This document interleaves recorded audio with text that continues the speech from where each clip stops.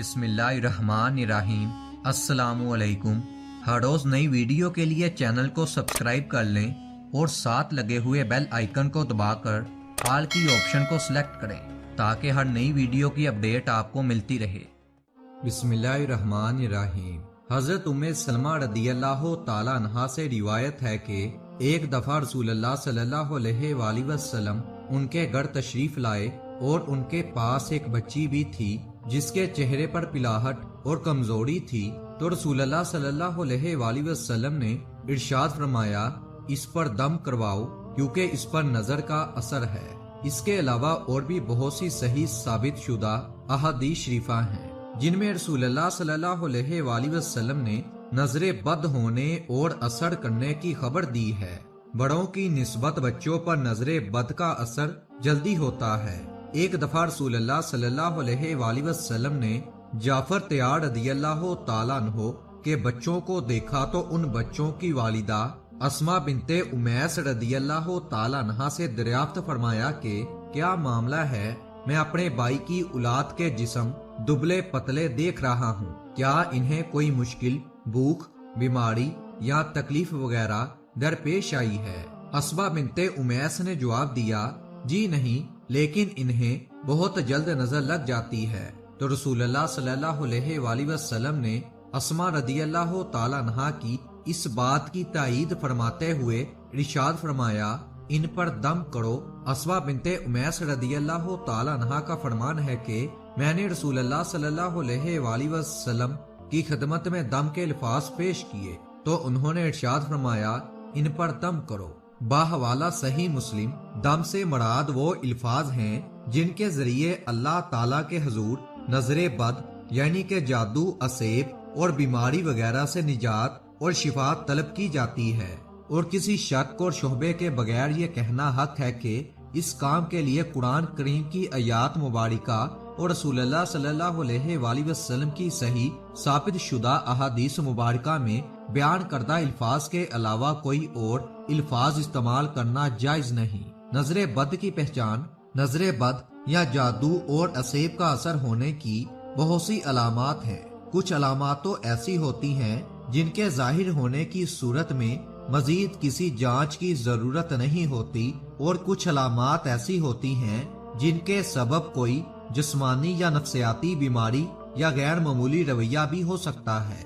لہٰذا ہمیں اچھی طرح سے یہ سمجھ لینا چاہیے کہ کسی پر جسمانی مشکلات نمودار ہونے کی صورت میں اسے نظر بد کا شکار سمجھ لینے سے پہلے ضروری ہے کہ جسمانی طور پر اس کا طبی معائنہ کروایا جائے اور کسی صحیح ڈاکٹر، نفسیاتی طبیب سے بھی اس کا معائنہ کروایا جائے، اور اگر دونوں اطراف سے اس میں کسی بیماری یا غیر معمولی حالت و کیفیت کا پتہ نہ چل سکے تو پھر نظر بد لگنے یا کسی جادو یا اسیب وغیرہ کے ہونے کا اثر ہو سکتا ہے۔ اثر ہونے کے بارے میں سوچنا چاہیے۔ جی ہاں، طبی اور نفسیاتی معائنے کے بعد اس امکان کے بارے میں سوچا جانا چاہیے۔ فی الفور اس پر یقین نہیں کر لینا چاہیے کہ نظر ہی لگی ہے یا کوئی جادو یا اسیب وغیرہ کا اثر ہو گیا ہے۔ یاد رکھیے کہ وہم ایسی خوفناک بیماری ہے جو بہت سی بیماریوں کا سبب بن جاتی ہے اور بعض اوقات انسان کو موت تک لے جاتی ہے۔ اللہ تعالی ہم سب کو اور ہمارے ہر ایک کلمہ گو بھائی اور بہن کو اس سے اور ہر شے سے محفوظ رکھے۔ جب نظر بد، جادو یا اسیب وغیرہ کے اثر انداز ہونے کا یا ایسے کسی امکان کا معلوم کرنا ہو تو اس کا بہترین اور تجربوں سے ثابت شدہ طریقہ یہ ہے کہ جس شخص کے بارے میں ایسا کوئی شک ہو اس شخص پر قرآن کریم کی تلاوت کی جائے، ان آیات کی تلاوت جو صحیح عقیدے اور عمل والے علماء کے تجربات کے مطابق اور بلا شک و شبہ اللہ تعالیٰ کی مشیت سے ایسے معاملات میں علاج کی تصحیح رکھنے والی ہوتی ہیں۔ جب ان آیات کو مشکوک شخص یا مریض شخص کے سامنے تلاوت کیا جاتا ہے یا بعض اوقات جب اس کے سامنے قرآن کریم کی تلاوت کی جاتی ہے تو اس پر درج ذیل علامات ظاہر ہوتی ہیں۔ نمبر 1، چہرے پر پلاہٹ ظاہر ہونا۔ نمبر 2، سینے میں گھٹن کا احساس ہونا۔ نمبر 3، تلاوت سننے کے دوران جسم کے مختلف حصوں میں درد ہونا۔ نمبر 4، معمول سے زیادہ گرمی محسوس ہونا۔ نمبر 5، پسینہ آنا खास तौर पर कमर पर पसीने की कमी या ज्यादती से नजर की शिद्दत का अंदाजा हो जाता है। नंबर 6, पहलुओं में दर्द महसूस होना। नंबर 7, बेचैनी की कैफियत हो जाना, इधर उधर देखते और मतवज्जा होते रहना। नंबर 8, रोना या किसी सबब के बगैर और रोने की कैफियत के बगैर आंसू जारी हो जाना। नंबर 9, किसी वक्त ये हालत पास बैठे हुए लोगों पर भी तारी हो जाती है जो कि इलाज की गर्ज से नहीं बैठे होते। ऐसी सूरत में मुआलिज को उनकी तरफ भी तवज्जो करना पड़ती है, लेकिन देखने वालों पर अमूमन ये असर मरीज की हालत देखने या आयात शरीफा को समझने की वजह से जाहिर होता है। इससे ये नहीं समझा जाना चाहिए कि वो लोग भी किसी नजरे बद, जादू या असेब वगैरह का शिकार हैं। नंबर 10, पहलुओं का फुड़कना और जिस्म के मुख्तलिफ हिस्सों का बिला इरादा खुद ब खुद हरकत करना। फुड़कने की और हरकत की कैफियत, रफ्तार और अंदाज से भी इलाज करने वालों को नजरे बद की कुव्वत का अंदाजा हो जाता है। नंबर 11, दिल डूबने की कैफियत वारिद होना। नंबर 12, पट्ठों का अकड़ना, खींचा जाना और दर्द होना। नंबर 13, नींद, बेहोशी और बेहवासी महसूस होना और कोई भी काम करने की कुदरत ना पाना।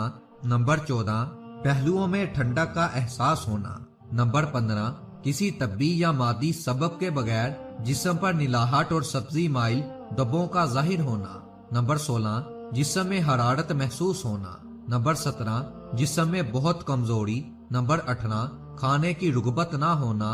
नंबर 19, कसरत से पेट में गैस बनना।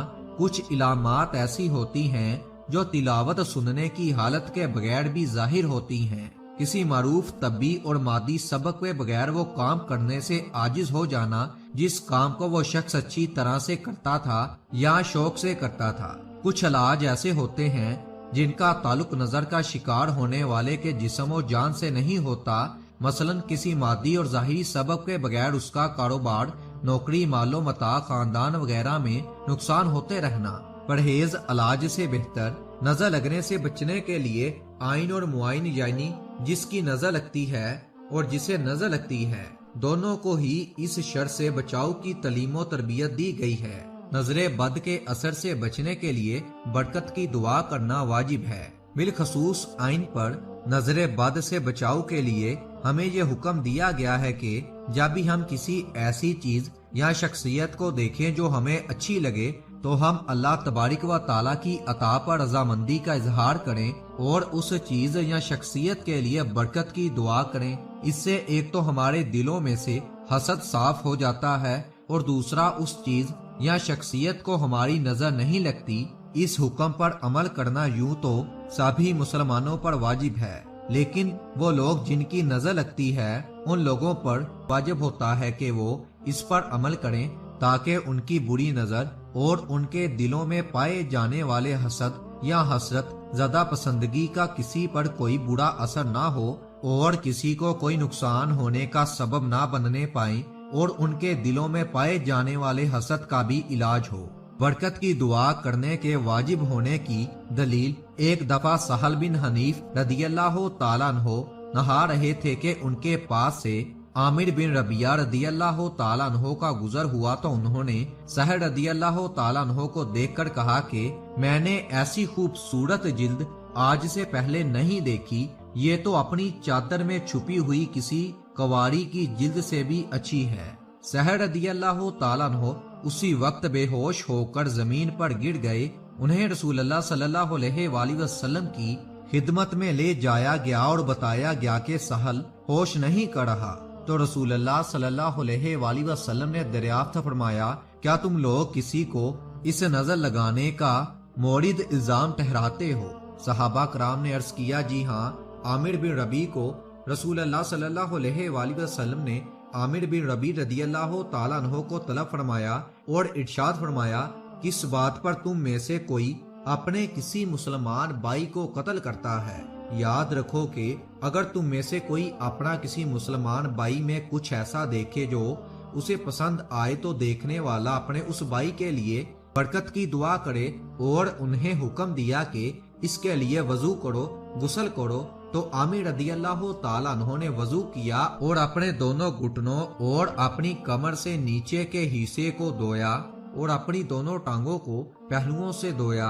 तो रसूलुल्लाह सल्लल्लाहु अलैहि वसल्लम ने हुक्म फरमाया कि वो पानी सहल पर डाल दिया जाए, यानी वजू और दुहाई में इस्तेमाल किए जाने वाला जो पानी आमिर रदी अल्लाह ताला अन्हो के जिस्म से छू कर नीचे आया, उस पानी को सहल के सर की पिछली तरफ से उन पर डाला जाए।